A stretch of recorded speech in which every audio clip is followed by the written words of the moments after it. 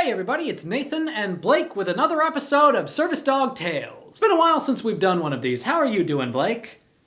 She says, I am a Blake, and Blake is a dog. Therefore, I am a Blake.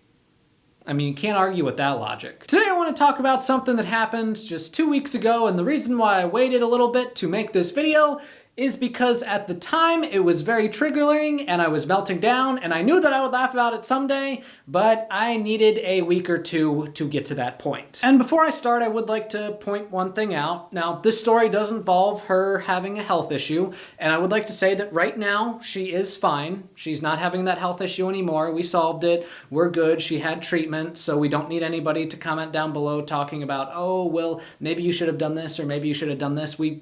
We're good, thank you. So a few weeks ago, Blake was having some really bad liquid poops. Now this happens sometimes because she has a very sensitive stomach, and it usually passes after about a day or two. But this did not pass. So it's about 2 a.m. on Monday morning, and Jess isn't with us, so Blake and I are just kind of in the bed sleeping. And Blake randomly gets up, and it looks like she's just shifting herself, and I don't really think much of it. And then I hear a little bit of a squirt. And of course, at this point, I am half awake, and in my mind, I'm thinking, please don't let that be what I think it is. So without thinking, I start taking my foot and kind of feeling over the bed, and sure enough, she pooped the bed. Now, Blake is a very well-trained dog, and she is very much housebroken. But like it is with humans, sometimes when we get sick, things come out of our bodies in inconvenient places. So I'm just like, crap. So I take her outside to try to get any remaining stuff out, and I spray the sheets and put it in the wash, and luckily we were able to get the stains out. And then I went all around the house trying to find another pair of sheets. You see, Jess is a lot better at knowing where things are than me, and she wasn't there, so I actually had to call her, and I woke her up, and at this point it was about 3 a.m. in the morning, and I was having a little bit of a meltdown because of the smell, and because of the lack of sleep, and because I couldn't find the sheets. So I spent the rest of the night getting up every hour to make sure that when she pooped, it was outside. So then when I had gotten all dressed up and ready to go, I walked out of my room to find Blake having pooped on the floor again. And at this point, I was getting really worried about her because she had pooped an hour ago. So on my way to work, I call up Jess and I tell her what's going on. And she was actually trying to convince me that I should just not go to work. But at this point, I was on transmit mode because the way I see it, I always need to go to work. I have students that depend on me and nothing else matters. And eventually Jess and I worked out that I would need to be a little bit late to work and that I would take Blake to the vet's office. We just recently moved around here, so we had to establish care at a vet's office that luckily was pretty close to the university. Now, the issue here was that I depend very heavily on Blake to keep my sensory levels down and to keep me calm.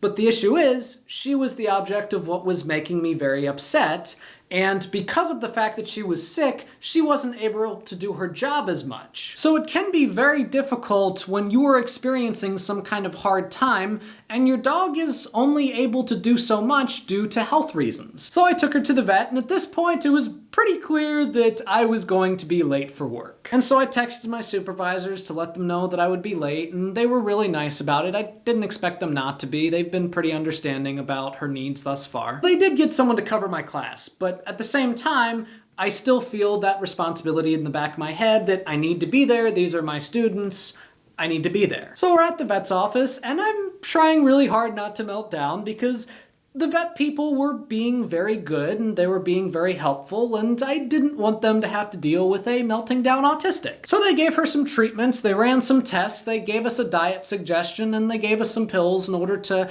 help her with poops, and they sent us off on our way. And at this point, it looked like I was only going to be a few minutes late to my class, and it was the middle of the day in Northern Virginia. Therefore, the next big issue was trying to find a parking space. Now, I don't know how many of you all have been to Northern Virginia, but parking! I wasn't able to park in my regular parking garage, and so I went to another parking garage, and then that one was full. And the issue is, I'm relatively new to the campus, so I don't know all of the parking lots. So yeah, I may or may not have had another meltdown in the middle of a parking garage. Eventually I did find a parking lot that was actually relatively close to where my class was. And I got to class and I apologized to my students for being late and told them the crazy journey that I had just had. And then I had a really great class because my students are kind of awesome. The treatment and the diet and the pills worked very well, and Blake is doing just fine right now, and she's back to her regular diet. But it was a bit of a scare, and it was a doozy of a day. Now, this was a very difficult experience for us, but we did get through it together. And unfortunately, when it comes to service dogs, sometimes there might be issues that cause them to not be able to do their job 100%. Whether it's because they're getting old or it's because they just are getting sick because of some kind of stomach bug that causes them to poop on your bed. But that doesn't mean that service dogs aren't extremely valuable and extremely helpful.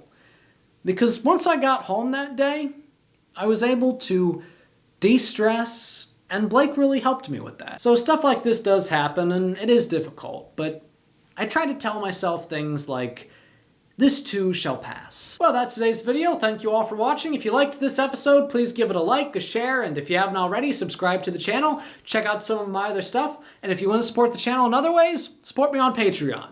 And you will see me in the next one.